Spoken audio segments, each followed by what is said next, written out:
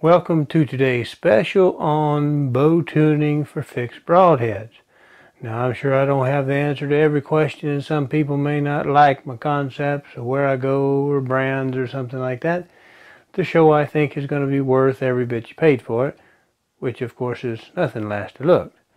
So I think it's going to be useful to you. It's probably going to help some of you as you work through and try to figure out what in the world's wrong when everything seems to be right, yet it's still a little bit squirrely. There's so many different variables, and the first rule in archery is there's no one right answer. There's no one right absolute, because so many different things are right up to a point, in which case then something else becomes the dominant feature of what you're dealing with.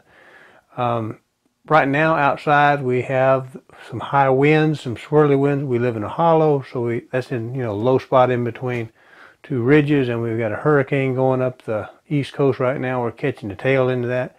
So I don't know if I'll be able to, due to run time or whatever, to kind of really show you what I kind of call, the proof shot. But I do have some it's kind of crude because I just shot it from some of my hunting buddies down in Georgia that have the Houston County Hunt Club. But I can show you a little bit of that video showing you it actually works pretty good if we do kind of what I show here. Because, well, I'll tell you what, LeDuc, go ahead and run that beautiful bow footage, will you? What do you mean? Oh, apparently I don't have an imaginary talking dog to run my bow footage for you.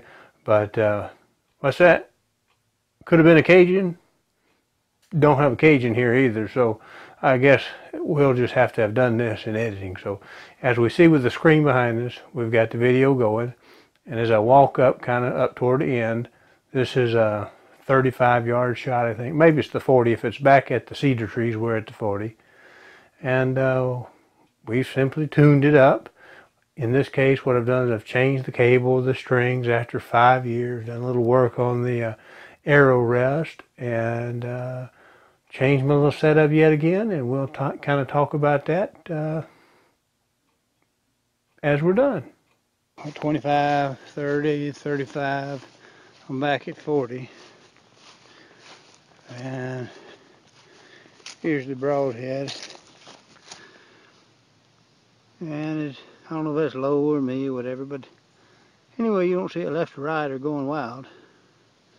And I'm going to call that good enough for government work.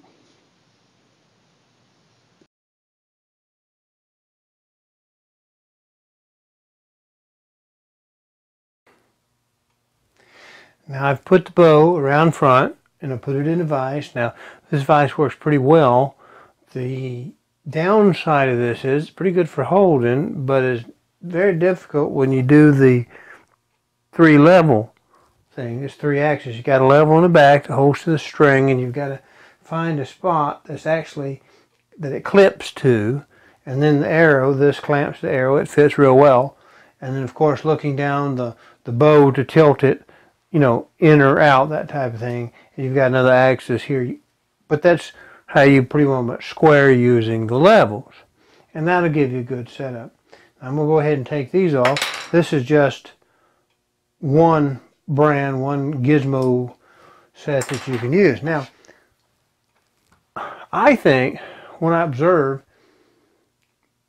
if I shoot target points, and they look like they're going straight, but as I shoot the broadhead, they're either going like, and I'm talking consistently, left or consistently right from where the field points go, or up or down. Now if they're kind of all over, if broadheads are all over the place and my field points are tight, I think that's a different issue we'll do when we go to arrows. But I think if we're consistently left or consistently right, what I believe it is that I've got steerage in the back with the arrow and nothing in the front. But I think my spine is sufficiently straight, and I think my broadhead is kind of steering it a little bit more in the direction that I'm going. So I think In reality, I think my rest is probably out a little bit to the left if I'm shooting a little left, or down, or up, or wherever I'm going, right or left, where I'm consistently placing. I'm thinking the broadheads are probably driving a little truer because they're driving as well. And when we get into arrows, we'll go to something else. Now, this little gadget is fairly simple, and the center gauge, it's got a patent number on it. People have asked me, where do you get that? I don't see them in the store anymore. I guess they've quit selling them. But the concept on this was, you can find a flat spot on the riser, and when I lay it, you know, like this, I come down and it looks like the center of the rod is right at the center of my arrow, and I come back in and right at the center of string. So in my bow that's tuned up, it tells me I'm in the right spot. But if you can't have one of these, there are other ways you can do it. If you reload, you can take a set of calipers. Now, calipers can work in a couple of different ways. Now, I may reposition the camera to get a good shot of this. In fact, why don't we just go ahead and do that? Now, using standard kind of dial calipers like this, we can come in here, and what I can try to do is go in here using a little roller dude, try to put this up against the arrow, and just run that back until I'm just touching the riser and the arrow. And I come down on this side and do exactly the same thing. And I come in to see if I get a good reading, good solid reading. Okay? So you can do that. Now, it's a little bit difficult because your arrow is always wanting to move a little bit. But I got that as close as I can get it. And I believe it's right.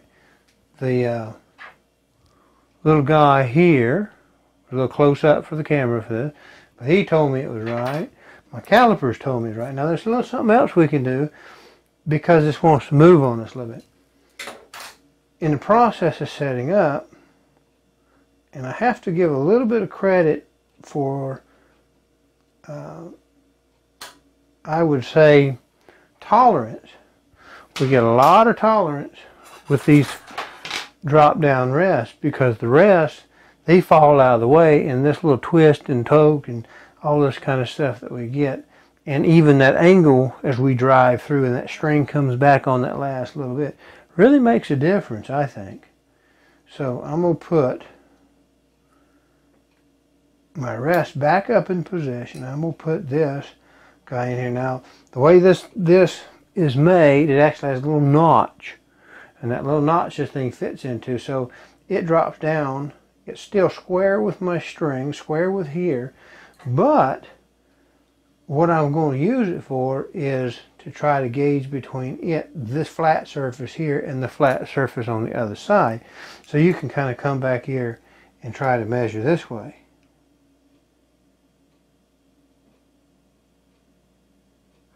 And what you do, you make your measurement, come back on the other side, make your other measurement. And you see how that is? Again, you'd watch for the same thing. You don't want to spring it one way or the other. But a good square like this may be a little bit more stable and easy for you to measure when you're measuring between the tines, say here on this part of the caliper, rather than doing an end measurement here to here. Again, that's another choice. Now, I'm going to take this off. Another option you have, you can make yourself a gauge like I have. Let me put my little arrow back, because again, I believe that a lot of that consistent diving this way, that way, is because the rest is out this way, that way. And again, up and down is because either the rest is high or low, or because we've got a little knocking position back here. But when we remember we're using a drop away rest, we just don't have near that up and down problem that you have if you have a fixed rest. That's one reason why I use it. Now, where's my little thing? This little guy, a little wedge. This is a little gauge, and I'm able Just slide it back, find a flat spot here, and I maybe go down that end, flat right back in there, and I can tell if it's running in or out because I can feel it wanting to push my gauge down.